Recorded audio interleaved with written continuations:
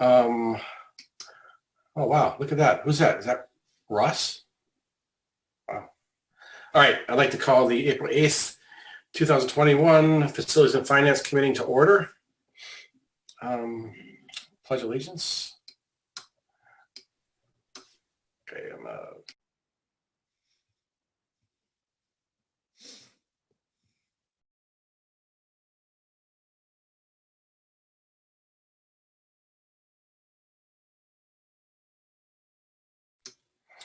Okay.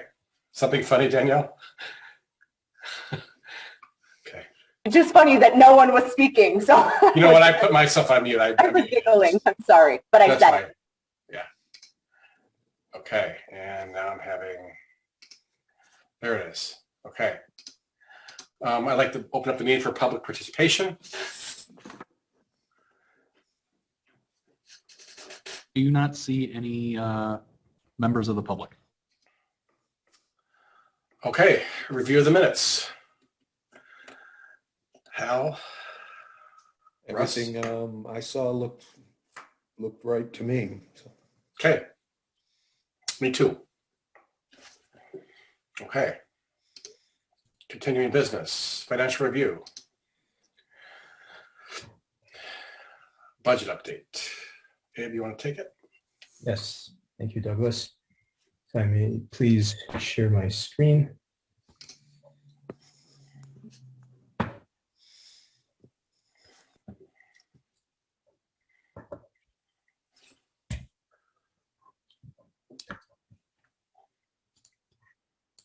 Let me adjust my windows here. Can everyone see that?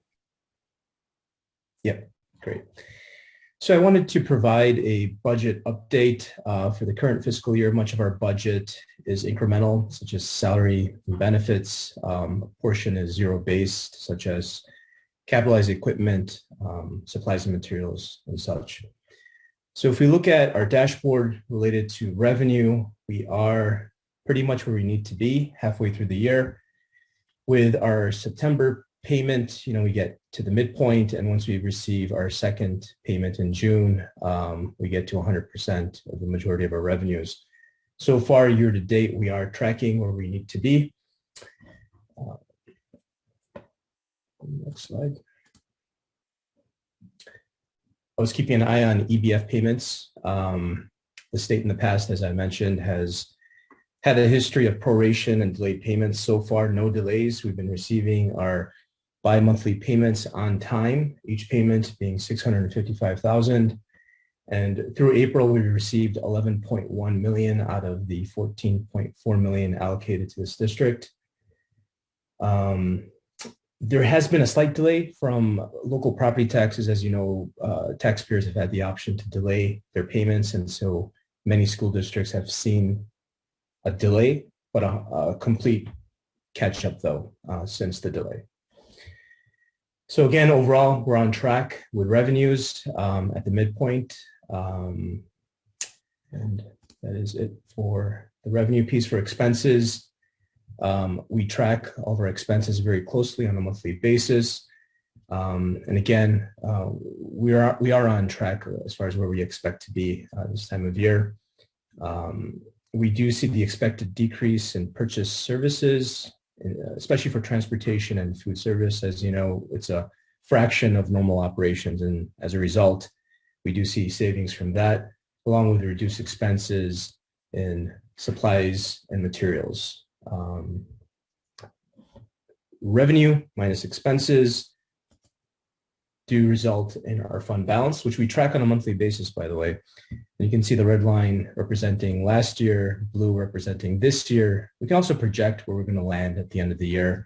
You can see that we get our two payments that provide us with our peaks in fund balance, the September payment, which we're able to use throughout the year, and then our June payments bring us up again.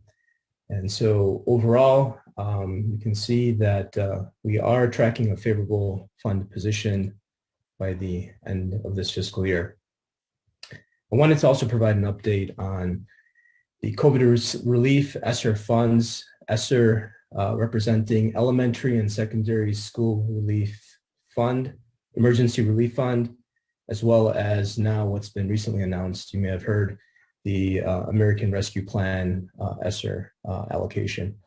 What I've noted in blue is the allocation for this district, the CARES Act, that was the initial amount. Much of that has already been allocated. We'll get reimbursed that amount shortly. We're now currently in the process, the deadline is June 30th for the application in having a plan to expend this amount for ESSER 2. And then for ESSER 3 or the ARP Act, this district's been allocated just over $1.3 million. Significant dollars, but overall for the state of Illinois, significant for the total 851 school districts getting over $4.5 billion.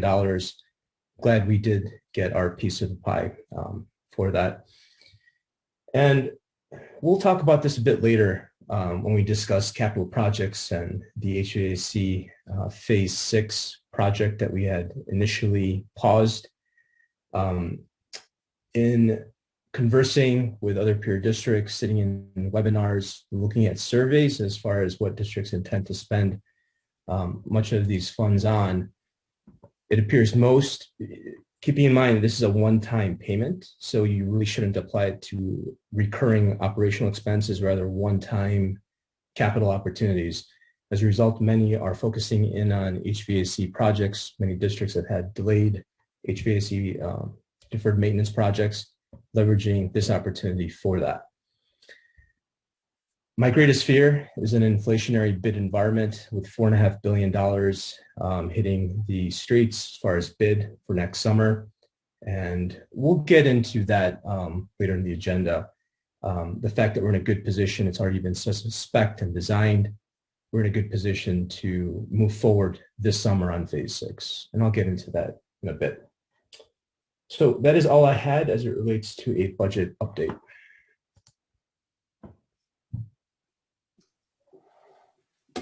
Okay, thank you. Thanks, Abe. Any questions from anybody?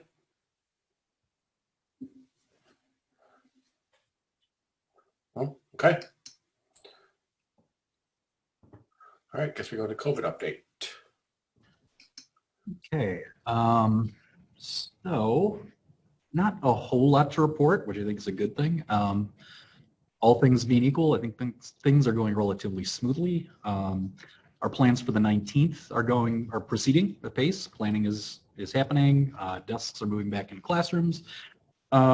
Just a rough estimate of the number of students who will be, we asked parents to commit if they are currently in Group C, all remote, and want to come back on the 19th into hybrid, or vice versa, if they saw our plan for hybrid and would rather pull their students back into remote. Once all was said and done, roughly about 100 students net per campus will be coming back. A few more at Central, but a pretty good number of families that want their students back, so that's great. We don't anticipate having 100% of our students in at any one time. I think all of us have, talked to parents that have different questions. I've personally fielded a number of questions from parents who want to know if they commit to hybrid, do they have to send their students 5 days? And the answer is no, of course not. If they send their students 3 days, 5 days might be too much. Perfectly fine. We'll have the same policies. A student can attend class Zoom or in person, depending on what's going on. So what's sort of interesting is that we've talked about, with COVID, we talked about like adjusting the dial, dialing up and dialing down, depending on the health situation and all that. For us, we had our first hybrid plan, our most latest hybrid plan, and the dial for us is kind of at the max right now. But what's interesting is our parents are kind of doing that for themselves. So as I say, parents have asked me, hey, is it okay, 5 days is too much? Can we come back 3? And then maybe 4, and then maybe 5. So it's kind of nice that parents are adjusting it for themselves based on their comfort level. But I'm really happy with the plan that we've got. There's a number of options for families, so I think it's going to be good once we come back on the 19th. Next week, standardized testing, and that's its own logistical issue. And then again, we start 5 days the following week on the 19th. You may or may not be aware there has been a spike in COVID numbers in the county. Luckily, knock on wood, we're not seeing that inside of the school. For the most part, our number of quarantined or positive students is still in the single digits. So, obviously we'll keep an eye on that, but, hopefully, I think everybody's hoping this is just kind of a spike from spring break, and hopefully it'll come back down. But I think we're in good shape as far as, our policies and practices and safety measures. Again, we're working on the ever-changing COVID guidelines, and we're expanding our athletic contest to hopefully include visiting fans, and our fans can go to visiting contests as well. So our athletic directors are working on that. We are looking at possibly, I believe, an in-person Institute Day for our teachers and staff on May 17th. Details forthcoming. It's probably going to look quite different. We won't have people all in the same place at the same time and all that. But again, we're looking at that as another step forward to bring our staff back. Also, both campuses are planning outdoor graduations. So more to come on that, but I think they've got some really interesting plans moving forward. That's about all I have to report. Any questions? I have a couple, actually. You said at the beginning, but the numbers just to make sense. So out of all the students, just pick one campus, it doesn't matter. Yeah. About how many of the students are actually coming back? Is it at 80%, at 90%? The actual percent we were at about, and Tracy help me out, I believe 60-40, 60%. Yeah, there was about 42% of people that originally requested to remain remote. Mm-hmm. And we're going to have a couple of hundred added back to that. So out of a campus so you get another almost 10% maybe? Yeah, thereabouts. Thereabouts-ish. Okay, so we're talking about 70%-ish. Mm-hmm. Yeah, Barb and Jeff are still working on that, but roughly. And frankly, we still have parents calling to say, wait, can I change my mind? So we don't have final numbers yet. Well, that's a testament to the flexibility of the program, so that's good. Yeah. The second question I had was, I can't remember with teachers, do they self-identify if they got the vaccine or not? And do we have any idea of how many, whether percentage or numbers of the classroom, and you don't have to be exact, but that won't have a teacher in the classroom, but the kids will be in there? And I know there's going to be a sub if there's not the regular teacher, but what are we talking, a handful for each campus? So first question, I think you asked like roughly what percent have gotten vaccinated. Mm-hmm. We sent out a survey, and again, this is self-identified data. About 86-87% responded that they had already gotten one of the doses of the vaccine. So that was a few weeks ago. By now, they should have gotten two. And about another 10%-ish said they were planning on it. So we still kind of go with the 86-87% number just to be on the cautious side. Your second question, as far as how many classes would not have the actual teacher in the classroom? I believe, Danielle, Tracy? Yeah, so we're ending the remote accommodation effective as soon as possible. So I've been engaged with staff that have remained remote since the onset, right? And kind of checked in very regularly, Russ, to ensure that they're kind of moving ahead in their own transition plan back in. So really pleased to announce that the majority of our 11 are already back, defined as 9 of the 11 are back already. And we anticipate the other 2, one being back next Monday and the next one right close behind. So we will have 100% of our teachers back in person, pending any exposure or symptomatic, right, kind of one-off situations, but very proud to report that we will be back 100% capacity for our teaching staff. So wow, good news there. Nice job, everybody. And I'm good. And that number, that 11 number, was from the very beginning. Very beginning. We were lucky to begin with. Yes. Right. Yes. We have excellent staff, dedicated, committed. Yeah. That's all the questions I have regarding COVID. I had a quick question about the attendance. So you had mentioned, people that opt to first go for 5 days, but then parents and families are maybe a little uncomfortable and want to go 3 days. Those students that are under that plan and show up 2 days virtually, that's not like docked against them in attendance, correct? No, not at all. It is not. They are marked, sorry, Nicole, if I stepped on you. Okay. They are marked present remotely. Okay, They come to class through Zoom. perfect. Thank you. One piece, if I may add, through all the COVID relief talks, there have been many opportunities for legislation to be introduced to provide COVID indemnification to employers. That includes us, and none of that passed. So there is no COVID indemnification. There are no liability insurers that are covering employers either to any claims related to COVID whatsoever. But what we do have as a school district, we have tort immunities, which will hold as long as we follow the guidelines. The state and CDC guidelines are followed strictly, and that we do what we reasonably can to distance individuals. So that's why we've been a bit slow and steady and very mindful of adjusting to these guidelines as they change. I think every 48 hours, the guidelines do tweak and get modified. So.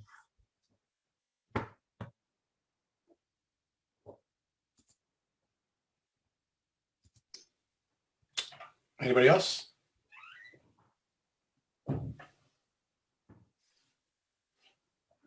Okay.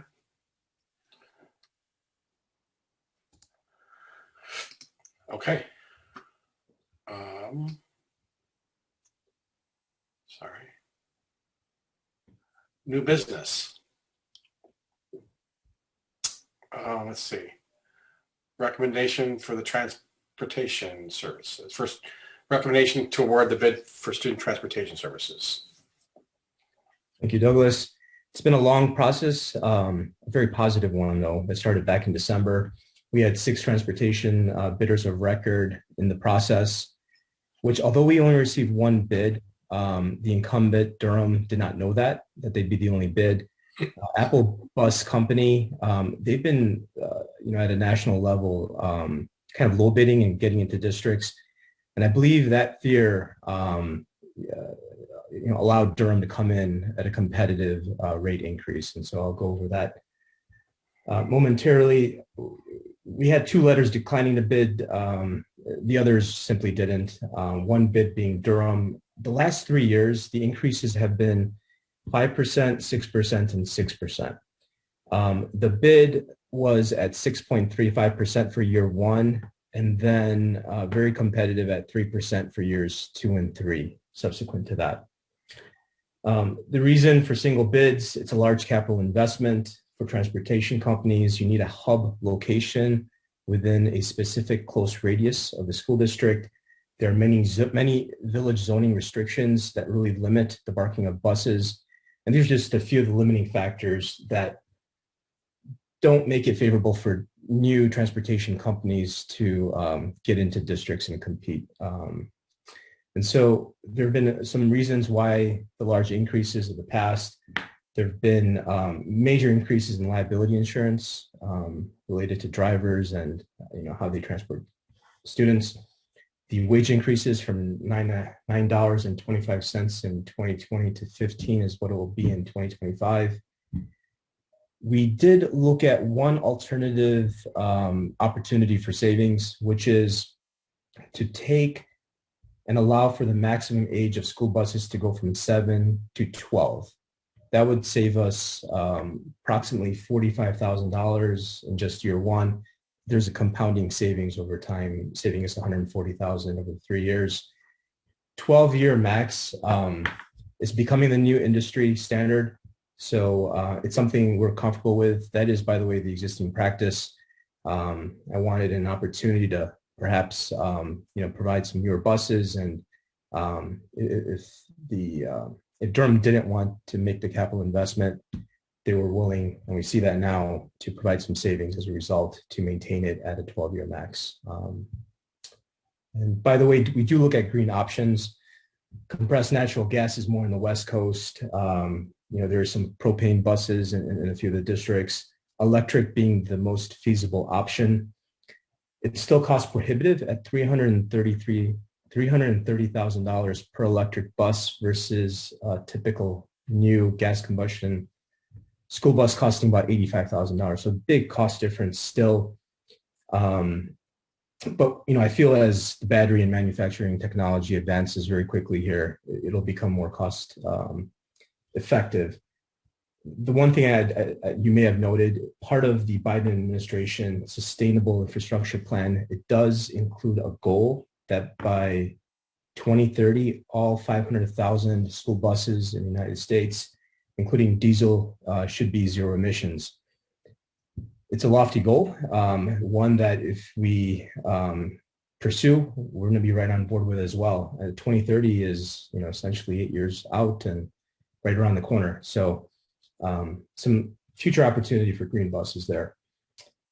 And overall, I do recommend awarding the transportation bid to Durham and accepting the alternate savings at 4.5% increase to allow for up to 12 years of age for the buses. And that's my summary for the transportation bid. Any questions? Yeah, what about maintenance on years 8 through 12? Does that offset some of the savings? It's all built in, Hal. That's a great question. It's built into our cost per route. So we don't pay anything above and beyond that. The operations, the capital, everything related to the transportation operation is the responsibility of Durham, not ours. We simply pay a per route cost for what we use. Okay, thank you. So I have a question. It sounds, I just was thinking about this as we're talking about it. We've talked a lot about the quality of the air in the schools. Is there any possibility or to kind of monitor and look at the quality of the air on the school buses? Are there any systems out there to make that better? Or, I mean, I just don't know how that stuff, this was never an issue, right? Yeah. I mean, yeah, you could say you just open up the windows, right? But I'm just curious. I don't know. It's a good question. I do know that, there is such a thing as, carbon dioxide sensors for within facilities. Perhaps they make remote modules to install onto buses. But from a COVID perspective, up till now, we've been averaging less than 10 students per bus. And so that distancing allows for very healthy air quality on the bus as it relates to person-to-person transmission. And even when we double up here, we don't expect to be anywhere near what has been defined as the upper limit at 50. We estimate to be around 20 starting here in a couple of weeks. 20 on the bus, that's meant for? It's meant for 60 to 70. 60, 70, yeah. Yeah, it's been defined to be up to 50 right now. The guidelines say we can have up to 50. Good question. All right. Anybody else? Okay. Moving on to the activity minibuses. So don't have any more slides to share, so no sense in looking at a white screen there. Let me minimize that.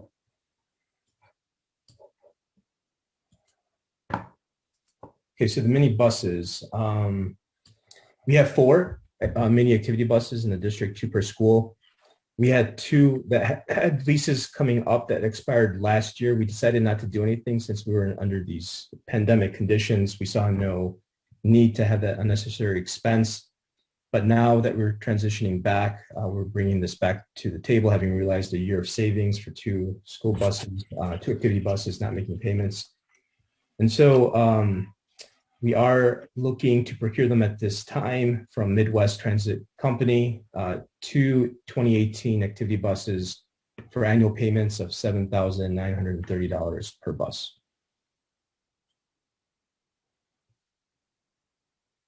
Any questions on that?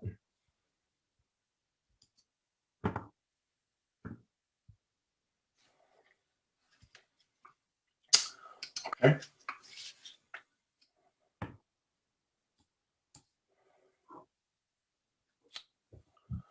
6C, recommendation to approve the D6 graduation facility use agreement. Thank you, Douglas. So over the years, as in many districts, elementary district do use the facilities of the high school district, and that is such the case here. 46 has used our facilities for graduation, as well as track meets and other events. And not having an agreement in place between the two entities isn't a problem until something bad happens. And so it is best practice to have an IGA that just clearly defines the insurance requirements as well as indemnification of the two entities. We've already preliminarily spoken to 46. It's just best practice to have in place. And so that's why we bring this forward. Okay. I suppose, is there any other IGAs that we don't have agreements for that you're working on? Not just yet. Not just yet. No. No, I know it's a big deal. I'm just wondering if you have like a running list and you're just kind of prioritizing them. As we come across instances where organizations are using our facilities to a great degree, where there's a greater opportunity for something bad to happen, we look at it on a case-by-case basis. This is something that's come up. It occurs every year, so why not have something in place in writing? So that was the justification behind this, Douglas. Okay. Okay. I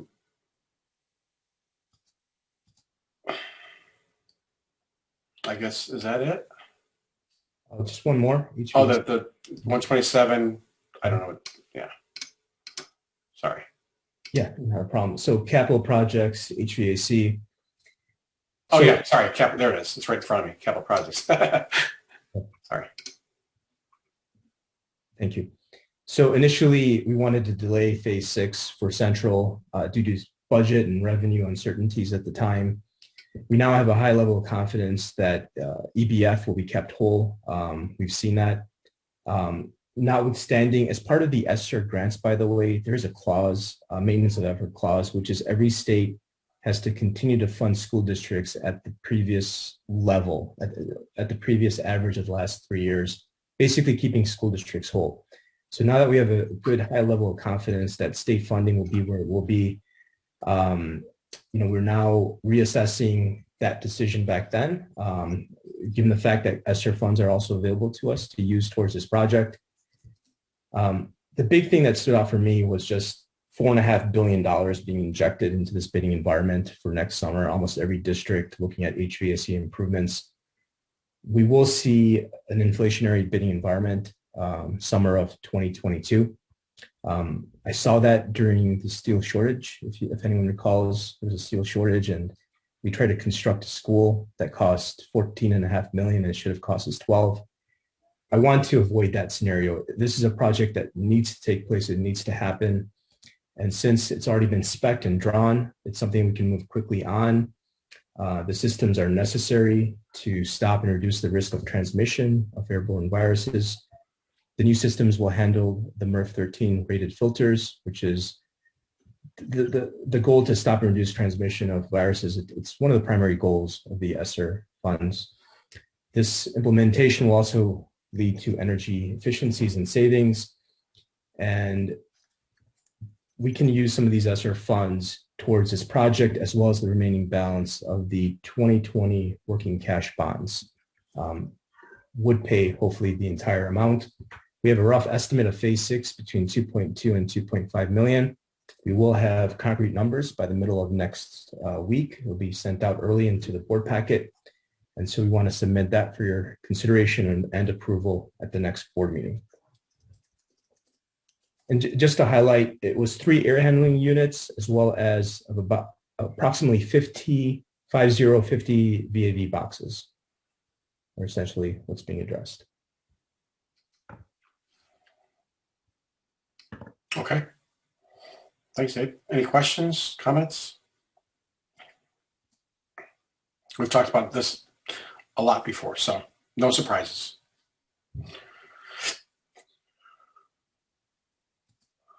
Okay.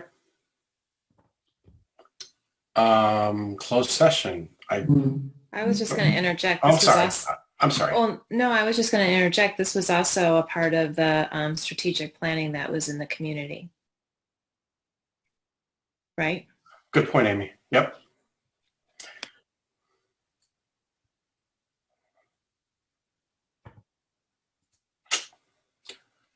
Okay, closed session. Abe, I don't think when you and I talked, I don't think we had a need to go in closed session. Correct. There's no need. All right.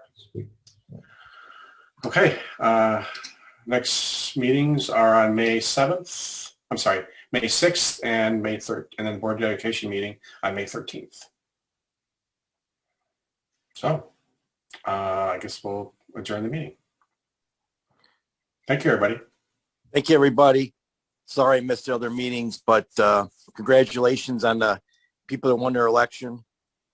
But I just want to tell everybody thanks a lot. I'll miss you all. But I think, don't we have a board meeting on the April 22nd? Yeah, you should be there. Yeah, yeah, I'll be there. But just in case, thanks a lot. I appreciate it. Keep in touch with me. I know it's hard to do, but you guys are great. Administration, you make me proud. I feel very pleased to lead the board, knowing in we're very good hands with the board and a great administration staff.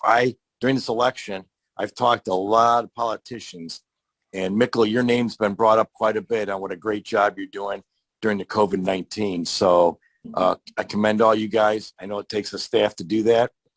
And Abe, you're doing a great job. And everybody else, Tracy and the principals, and you guys, you're super. I feel very comfortable leaving, knowing that we're in good hands. So thank you, everybody. Thanks, Russ. Thanks, Russ. It Thanks, means a lot. Russ. Appreciate You're the it. best, Russ. You. we hope to see you at the April 22nd meeting. So You better be there. I'll I be there. heard you're But bringing pie. I expect a cheesecake delivered to my- Cheesecake. cheesecake delivery. Cheesecake deliveries. All right. Thank you. Thank you, Russ.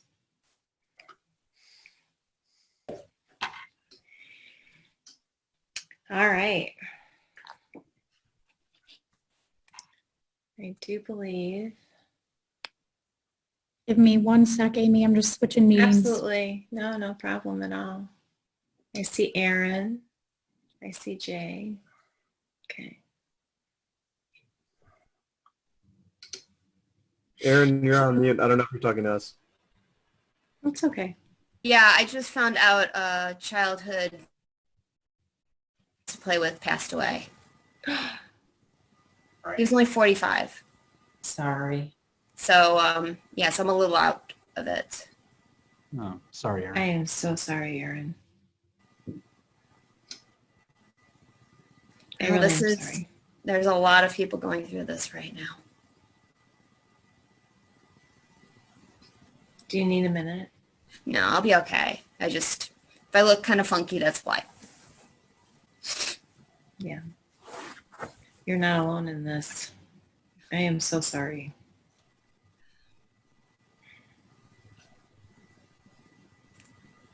Well, if you need to step away, put your screen on dark, whatever. It's okay. All right. Go ahead, Amy. I'm ready whenever All you right. are. Okay. All right. Call the Program Policy and Personnel Committee meeting to order. It is 7:07. Pledge of Allegiance. I pledge allegiance to the flag of the United States of America and to the republic for which it stands, one nation, under God, indivisible, with liberty and justice for all. Do we have public participation? I'll open the floor. I do not see anybody from the public outside of yourselves. Okay. All right. 7:07 and 30 seconds. Close public participation. Reviewing the minutes from March 4th. I had reviewed them. I didn't see anything unusual. Jay, I see a thumbs up. Aaron? They're good. Okay. All right. We'll move those forward. Continuing business, COVID-19 update. We just heard some of that. Aaron and Jay, were you both on that to hear? Is there anything additional that we need, or any other questions from the group? I was just going to add something related specific to Our group? Sure, go right ahead. Program and curriculum. Sure, please do, Tracy. Yeah, just a heads up with more information to come. But we're pretty excited about some of the work that is happening. I've mentioned it before that some really nice innovations have come out of COVID, right, that we don't want to lose.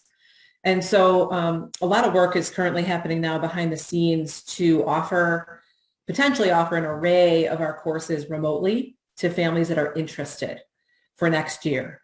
And while this may help also with the COVID situation, it is more than that, right? It is just kind of an innovation so that we have a continuum of ways that students can access education that fits for them and their family. So, traditional, of course, in person, we have a lot of blended classes, right, where students are in the building, but not necessarily in their classroom every day. And we also have fully remote, including some evening remote classes. So early next week, families will be getting a mailing that includes, that is basically going to gauge interest from the community on of the classes that a student selected for next year, which of them, if any, would they be interested in taking remotely? And that would be during the day or evening based on what we have to offer. And it's not every class that we can do that to. We've got some restrictions around, we have to have a class that has many different sections, is enough students enrolled that we're not then creating a class that's only remote, right? So we have some restrictions on which classes, but we're going to send that out, gauge interest from families. And then once we see which courses have enough interest to go ahead and create a remote section, we can do that. And we'll go from there to work with families and students to craft schedules. So just a heads up for you guys that the community will be getting this information early next week. And I think it's a pretty exciting opportunity for our families. I have one question. Would this allow, or I'm anticipating a question that might come to you, would this allow people to add another class back into their schedule during the day if they take a remote class in the evening? That is not its initial purpose. I understand that. Yes, we would prefer that students keep the traditional load. 7, keep their normal load of classes. Okay. If there's some extenuating circumstance and there's some kind of credit recovery that has to happen, we can certainly work with families. But our preference is that students keep their current load. We're not looking for ambitious students to pile even more on themselves. Okay. Yeah. So. You know why I asked. Yes. Yeah. We are, with the information families will be getting next week, is a whole Q&A of things that we know will be asked from the onset. And of course, there'll be questions we did not think of, but that at least initial communication will be going out next week. So, yeah. I mean, sometimes I know that there's families that they have had, trying to take a language and something like band and this and whatever, and then it does get crowded. Yeah. So sometimes you have to make hard choices. Yeah. Yeah. So, okay. Got it. Any additional questions from the floor? Anyone else? Jay? Good. Aaron? Good. Do you have questions? Good. Hal, do you have any questions?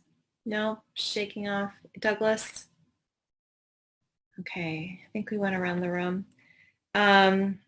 I will mention Kathleen had contacted me, had messaged me, and she said she had a family emergency. That's why she's not on tonight's call. So, all right, we'll go on to new business. Field trips, we have none at this time. However, I just want to interject regarding field trips. Sorry. There is none this time, but next month I want to have a conversation with you guys about field trips and how we want to proceed. As I know, I've already gotten one on my desk for requests for next spring break-ish and more. It's the tip of the iceberg, right? So I'm going to start getting more of these: lacrosse, baseball, right? So I want to engage us in a conversation and maybe come with some recommendations after consulting with John Fester about some options for us. So I just want to engage in a conversation next month about that. Okay. I think we've been anticipating this. Yes. All right. Textbooks and novels recommended for approval. We had a whole slew of them in our packet that we could look through.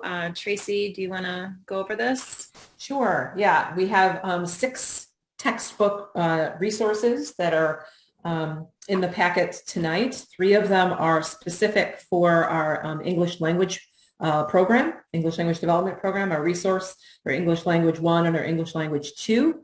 They're doing some nice curriculum rewriting and updating there. So there are 3 nice resources there. We have AP Human Geography textbook was about a decade old, so it was time to update that and make it in line with the new exam. And then we have 2 Spanish language and a French language text. Also need to be updated. However, you may see the caveat there in bold on the spreadsheet that both of those language texts are pending SOPA approval. The publisher there, Vista, and Jess is working with Vista to have them sign the privacy addendum that is required under SOPA. And she is still working with them. And so only if they sign that agreement will we purchase these texts. If they don't, there's a less desirable plan B that she has in place, but we're hoping that Vista falls in line here and signs this privacy agreement. So there's a grand total of just under $60,000, which is in line with what we typically spend on textbooks. Last year, we didn't spend any. We put a moratorium on new textbooks last year because we were just so uncertain about what was going to happen. So we're back kind of in line with where we typically are. All those books are available for anyone that would like to grab them from the district office. We have, I think, 2 copies of each of those texts. So if anyone's interested in coming to peruse them, or if you would like us to drop one off at your house or something, please just let me know and we can do that. Yes, please. Because the books that I got from you, well, 2 years ago now, were phenomenal. So, do you want the textbooks or are you looking at novels? The novels, I'm sorry. Okay. I'm sure the textbooks are great too, but I prefer the novel. Okay. Yeah, we'll do the novels in just one sec. Yeah. Okay. So any questions on textbooks? One question I had for Tracy before this meeting was some of them had been outlined saying that they had been for North or for a school, but once they're on the list, they're for anyone. So just making sure that that's clear. So yeah. If any board member as you're going through this, if you have that question, it was a question I had. So just share that out. Yeah. Anything else on textbooks in particular? Any questions, Jay? I jumped the gun. My bad. No, that's okay. No, you can do that anytime. I just go around to make sure everybody has an interest. It looks like Douglas would also like the novels. So if copies can go to him, he would like copies. Yeah. Erin, how about you? You know, I can't believe that we were able to go 10 years without a change in a human geography text. I know. But I then was again, in the first class. oh my gosh. But I was in high school when the Berlin Wall fell. So it changed every year, all 4 years. Yeah. So yeah, I'm glad to see that. And we're developing more with English language as we learn our kids. That's a tough one. Yeah, there's some pretty incredible resources that they're pulling together for that class. I'm pleased at the curricular work that has happened despite the conditions under which they were working to do that curricular work. So yeah. Okay, then I will jump to the novels if it's okay. I'll do my best, Vanna White here in my poor lighting, but we have one, Balzac and the Chinese Seamstress. I read this over spring break. This is for our seniors in world literature. So it's a higher lexile. It's a bit more mature content, but it's about the Cultural Revolution and life under the Cultural Revolution under Mao. So just an interesting, what it was like to live through that from the perspective of teenagers. So there's that. We have a book called Slay, which is for our freshmen. So it's a very accessible novel combining sort of video game systems, race, and murder, all kind of wrapped up into one. And the last one is The Swallows of Kabul. And this is, setting Kabul under the Taliban and life under the Taliban regime.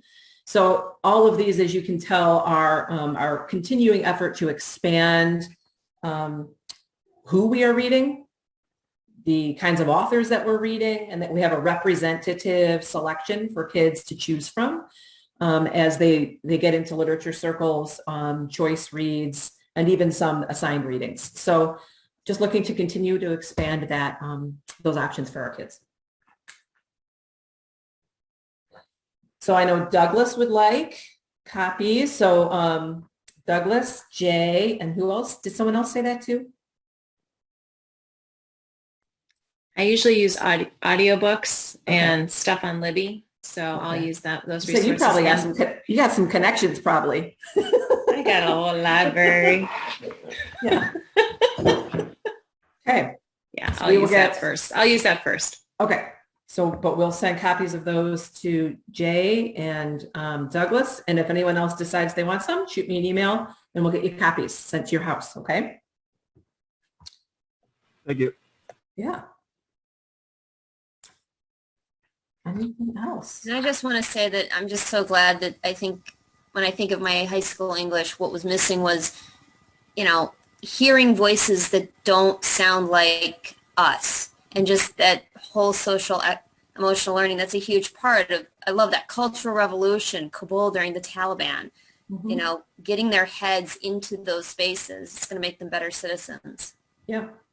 Yeah. Mirrors and windows, right? So we look at ourselves. We need mirrors and we need windows into others. Yeah.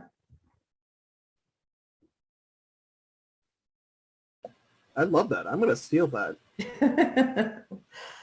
I stole it from someone else, so feel free.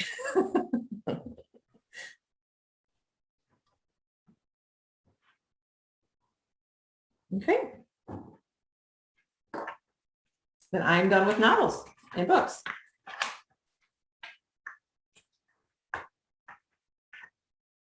All right, so now we're on to 6C, a request for temporary technology summer help employees. Yes, thank you, Amy. So this is an annual request made by the tech department for some summer help. Hats off to Jess and Gina Schuyler for engaging students to intern and be a part of this. It's really exciting. It was a great experience last year. Jess, I don't know if you want to say a little something about the experience for students, but would love your support in offering those summer positions again. Yeah, and we've already had a lot of interest too. Some of the kids from last year weren't quite seniors yet, so they want to do it again. We have other students already asking. We have tech campus kids asking. So this year we're going to take a little bit different of an approach, and in the interview process have it be 3 ribs that they have to answer that just kind of ask them about why they want to do this and what they hope to get out of it when they leave and what they can contribute, and then some off the collar question just to get them to, just show their personality. The kids from last year were great. It was a tough summer because they came in late. Because I came in and then we didn't know, could we get them? And the ones that came in, they cranked to get all of those devices out to staff, all the new devices out to staff, and all the Chromebooks out to the kids. So we're excited to have them again. Thank you. Thank you. Yeah, I always think it's great to have kids have hands-on experience, yes. And then they can they discover things that they didn't even know could be an opportunity down the line. So that's also how we got 2 of our employees, because both Brian and Carlos were interns at one point. So that's, part of that employment pipeline. That's pretty amazing. That's right. Yeah. So, Jay, do you have any questions? No. Aaron? Just love that you're engaging students. Thanks. All right. So that to me is a win-win. So Perfect. go ahead and it seems like we're in agreement here. If there are other questions from, it looked like Hal gave a clapping and Douglas thumbs up. Just Thank you. okay. We'll move this one forward. Perfect. Thank you so much. All right. Okay. All right. Board policy review. And we're all excited. Okay. These are pretty short. I don't know if I need, I wasn't planning on sharing my screen. These are pretty short, if that's okay. Yeah. Okay. Unless someone needs me to. Aaron, Jay. Okay. They're pretty straightforward. What? They're pretty straightforward in my opinion. They're pretty straightforward. Okay. So we've got, let's see, we've got 110 school district organization. Yeah, and so just to put context around this, you'll recall that we are beginning our own internal review again, kind of starting over, looking at the policies we've, in most cases, recently already reviewed. You'll see 2019, 2020 on the dates on most of these. And what I talked with press and talked with Amy and Jenny and I put our heads together around this too, that if you guys don't have any changes to these policies that are for internal review only, these will go right into the consent agenda for approval at the next meeting if there's no changes. If there were changes you wanted to make during this internal review, it would go through the normal first read, second read process. But if there's no changes and we're just updating the date, we'll put it in that consent agenda for approval at the next board meeting so that we can officially change the date in press since no action can come out of the committee. Right. So the very first 6 that we're talking about would go into the consent agenda if we have no changes. If we do have changes, then it would go through the other process. Yep. And there's certainly nothing wrong with having a change. So if anyone has a change, bring it up. It's perfect. It's good. This is why we're doing this. So I want to be really clear about that. So, and some of these it's like it's coming back up through this process, and some of them, not to be too repetitive, but just to be really clear, some of them we have had our eyes on them recently because we think there had just been a press update or something had come up where we needed to look at it. So some of the dates are recent. So we might be like, we just looked at that. We know. So yeah. It's just where it's coming up in the cycle. Yep. So, okay. All right. So we got 110. It's school district legal status. Yeah. It says who we are. So, all right, Jay, are we good? Aaron? And was there something in the chat? I want to make sure I didn't miss something. Or was that an older chat? Okay, got it. Make sure. Okay. All right, Aaron's good. All right, so we're moving that one forward. Okay. 120, district organization operations and cooperative agreements. Yeah, that we are a 912 high school and that we do have cooperative agreements with organizations like CEDAW. Right. All right, so Jay's good with that. Aaron's good with that as well. Yeah, these compose of 2 sentences apiece, so it's pretty straightforward. All right, then we've got school district philosophy. This had been updated with our strategic plan and updates, so this is why some of these have been updated. So. All right, Jay's good. Aaron's good. Okay.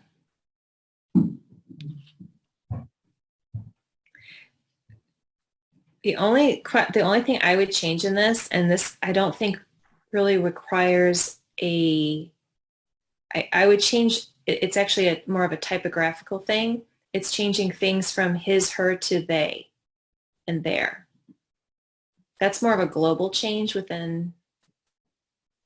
Do you know? Yeah, I'm just it's not using. It's that. not using the pronouns as his and her. It's using they. Amy, are you saying in general or in this specific one? Well, it's this specific one, but it's even in, it's actually would be globally too, even as a singular pronoun. So you mean instead of his and her, you'd want their? Yeah. Sort of thing. Mm-hmm. But that I don't think requires it going. That has, those kind of things have never required us. Yeah, there's no content change. There's no content change. Right. That's it. That's a great idea. I'm fully supportive of that.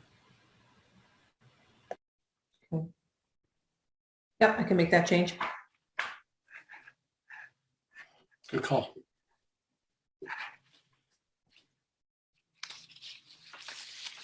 Okay. Anything else on that one? Okay.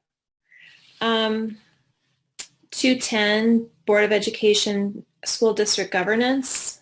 Mm-hmm. Yep. You're a We are who we are. Yeah, 7-member board, and you follow the Open Meetings Act. You bet we do. Here we are. Okay. 2 thumbs up. All right. Okay, we'll move that forward. And then 220, district elections. No, this is powers and duties of the board. 220. Oh, you're right. I'm sorry. My eye skipped. You're absolutely right. Powers and duty. Thank you. So just list the powers and duties as outlined in the law. Yep. And indemnification. This is straightforward.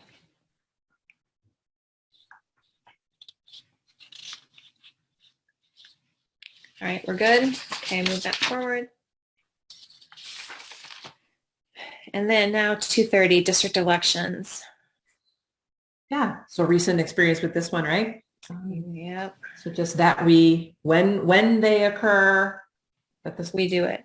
Board secretary serves as the local election official. Yeah. Yeah. And I mean, I guess I would say the same thing about the he, she. I would just say they. But again, that's just what I would do. I mean, but they receive petitions and just use it as singular. That might be fussy and changing things like that, but. No, that's why we do this, right? Jenny and I were kind of start doing that kind of stuff. Well, no, I mean, we're sidebarring here to see if press could just do that, you know? Yeah. So we'll see. We'll ask them. Get with the program. That's a really good point, Amy. I mean, in all the documentation, I mean, if student handbook, if it's already there and all that. Yeah, because this language comes from press for the most part, right? Yeah, we would always be fighting it, I suppose. So anyway. Well, that's a good point about the student handbook. So whether we do that now or bring that back up for the full board, I think that warrants a conversation. Yeah. But in the meantime, as we go through these policies, we can certainly update that as we go, right? Mm-hmm. It's also shorter, just tighter. I was going to say it takes up less space. Takes up less space. It's shorter. It helps the eye. It's accurate. It's more appropriate, right? I think it's a nice umbrella. It covers anything, you know, instead of just one or two. Yep. Yep. I love it.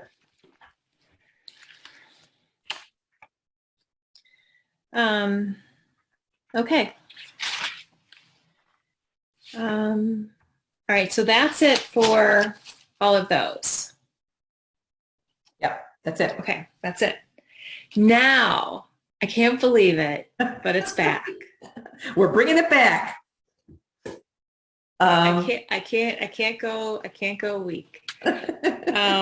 So it is Groundhog Day, and we are back to 7/3/45 student data privacy because we love it so. Yeah.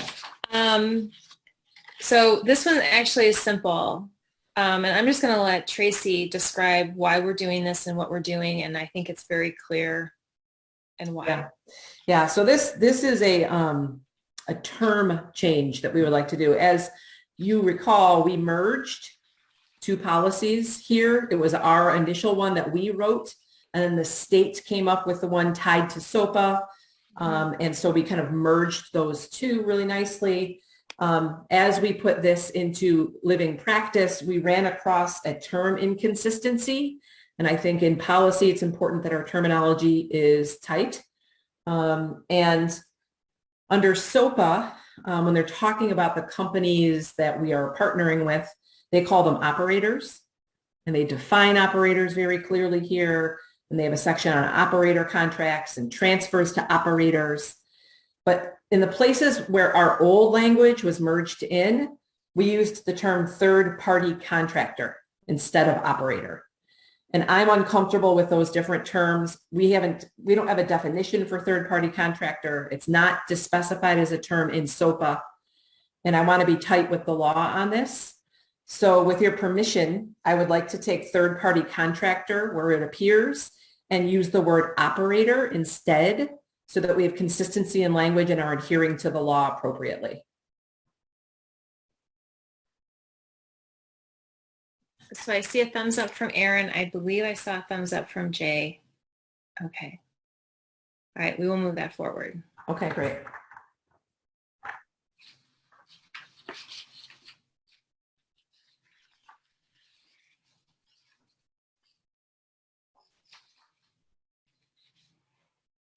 All right.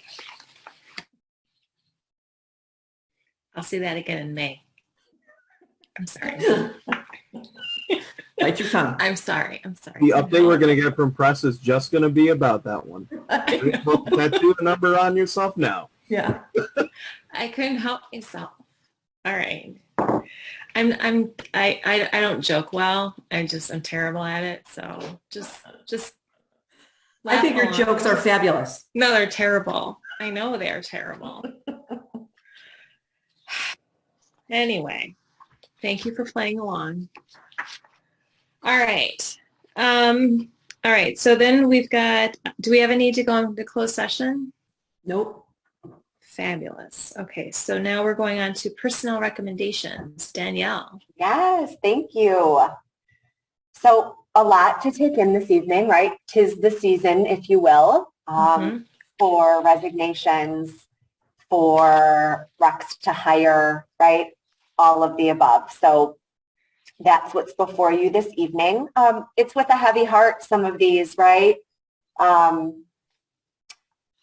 Daniel Landau has been one of just a tremendous teacher here at Central, and he and his family are moving out back to his roots, and good for him, but sad for us, right? So some of these are just with mixed emotions. Others are sheer celebrations. We're looking ahead to replace Mr. John Schwartz as he moves to the next phase of his life in retirement, and we are thrilled to recommend Miss Melissa Mickey to the position of Assistant Business Manager. So that's really exciting for all of us. And then other kind of shifts, as you know, this is not new to you as a board.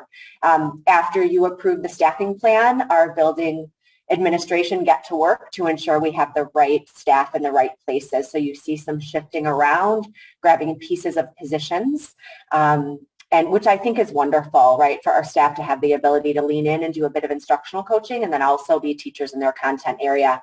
It just provides such a wonderful, I think, robust resource for our teachers to have a fine arts, for example, Megan Crowley, a part-time instructional coach. Just really great to have all those minds come together and do great things for students. So we're really excited about the recommendations to hire that we have in front of you.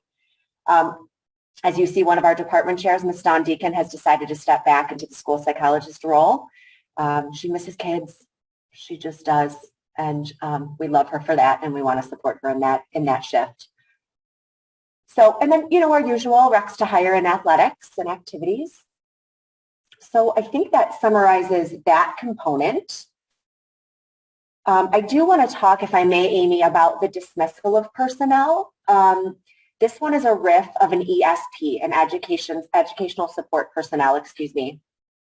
So as you know, as a board, our reduction in force for licensed staff come earlier back in March because we have to adhere to school code and para law to provide RIF notice for licensed staff 45 calendar days before the end of the year. ESP, however, we have a little bit more flexible of a timeline. We need to provide them 30 days from the end of their last day of employment, if you will. So it's called a rolling 30-day notice, okay? So if we make a decision that we need less of an ESP, essentially we need to give them 30 days notice. So that's why this one is coming forth when it is, okay?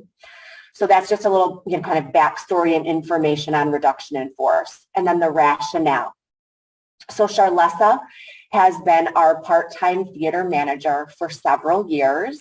If you recall, at last year's staffing plan recommendation, you gave us the thumbs up to be able to hire a theater technician at North. We've never had one before, right? We had one here at Central, but never at North. So historically, Charlessa, the part-time theater manager, would support the needs at North when they arose, okay? And then we had a discussion at the staffing table that we believe we are ready for North to have a full-time 10-month theater position over at North to support the Black Box, the musical, and all of the other fabulous events and activities at North. So Charlessa and I engaged in a conversation beginning at the start of this year to kind of paint that picture that we have now hired a second theater technician, and we will be closely examining the need for theater manager. I was overt and clear. She's a lovely staff. But what we decided was with the addition of that second person, we don't need this theater manager position anymore. So at the end of this year, we will be reducing that position in full. So I just wanted to give a little backstory on that and share that. So that's a little bit on that. Amy, is there anything else you want me to talk about or highlight there?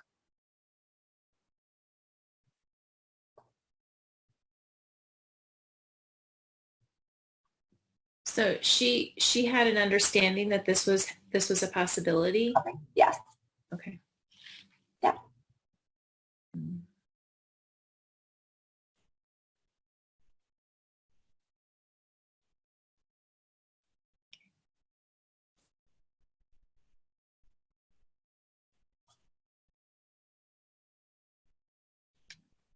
Are there any questions, Jay? Aaron? Hal or Douglas, do you have any questions? Okay. And I think I covered everything else in the general overview of recommendations. Okay. All right. Thank you, Thank Amy. you. You're very welcome. Okay. Topics for future committee or board meetings. I know there are a bunch that are coming forward from Kathleen. There have been in various forums. Anything else from the group? No, not from Aaron. Anything from Jay? No, I'm good. Thank you. Okay. You know, I realized I forgot to talk about 3 additional novels that I didn't mention, and I apologize. I saw them right in front of me here. These are all for Spanish, so if I may. They're all for Spanish 1. We got Me Amo Victor. These are all graphic novels. I'm going to butcher these, so I'm sorry, but Billy y las Botas and La Casa de la Dentista. So graphic novels for our Spanish 1 kids. They were on the list. They're included in the packet, but I realized I didn't mention them, so I apologize. I forgot about that too. I remember seeing all the stuff about the graphic novels, and I think that's fabulous because graphic novels, kids love them. Well, so do adults. They have taken off. It is its own thing that it is a fabulous way to energize reading. But it is, I mean, you can go to a bookstore, but you can go to a library, and some of the collections are they're just huge.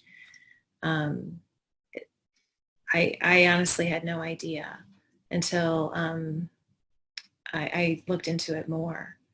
It's just absolutely fabulous. And it's not just for kids. I mean, absolutely for teens and absolutely for adults too.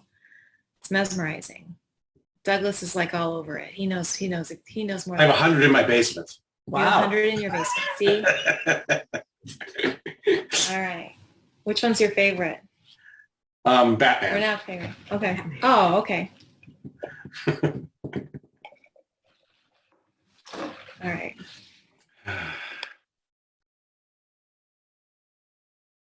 I don't know. Sorry, if Go I could ahead. interject. Go ahead, Nickel. Jenny had sent out to the board some information on committee of the whole. Just wanted to remind you that that was there if you have a chance to read through that, because we're going to have, the board will have a discussion about that coming up shortly. So there's some documents that we sent just about committee of the whole. When was that, Jenny, about? Was that last week? Yeah, weekly update And last Friday. so will we wait until the new board is seated? Yes, yes. I have it after the board is reseated and committees are reconvened. We can reposition or whatever, right? Yes. Because I think we still have a writing candidate that's Yeah, we're not there yet. not there yet. No, just wanted to remind just before Thank you. Buried in the email. So. No, that's good. Thanks, Nicole. Thanks, Jenny, for sending. Yeah, thank you for sending that.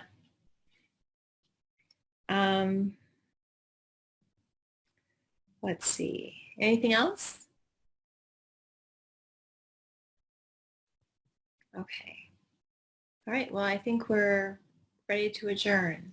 It is 7:44. Meeting is adjourned. Oh, let's see. Do I have a second? Second. All I right. forgot to do that. What? Never mind. I forgot to do it on Pete or FNF. All right, so we'll do. FNF is really still going right now. So. Yeah, looks like everyone can leave except Douglas. Except Douglas. We're going to close them all. All night, Douglas. You and I will just go over the budget once more. I'm just going to close it all out. Yep. All right. Thank you, Amy. You got it. I'm here for everyone, just not for the jokes. All right. All right. Everyone have a really good night. Good night, everybody. Good night, everyone. Good night. Good night.